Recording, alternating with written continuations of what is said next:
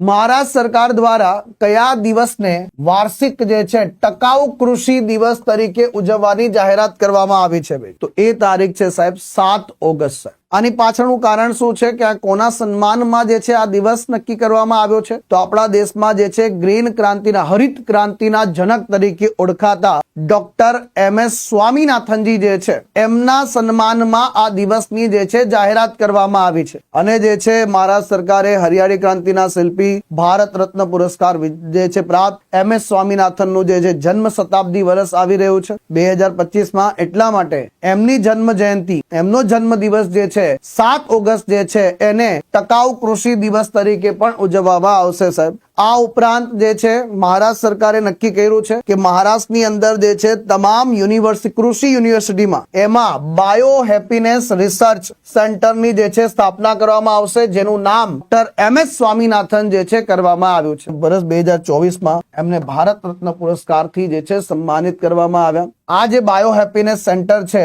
એ સેન્ટરનું કામ શું રહેશે? તો એમનું પહેલું કામ છે સસ્ટેનેબલ એગ્રીકલ્ચર પર ધ્યાન ફોકસ કરવું. ટકાઉ કૃષિ એટલે પર્યાવરણને અનુકૂળ અને લાંબા સમય સુધી ટકી રહે એવી ખેતી પદ્ધતિઓને પ્રોત્સાહન આપવાનું કાર્ય કરવું. સાથે સાથે આ સેન્ટર જે છે ક્લાઇમેટ એડેપ્ટેશન ટેકનોલોજી એટલે કે બદલાતી આબોહવાને અનુરૂપ જે છે ટેકનોલોજીનો વિકસાવી સાહેબ. ત્યાર પછી જે છે ફૂડ સિક્યોરિટી ઉપર જે છે ખાસ ફોકસ કરવાનું છે.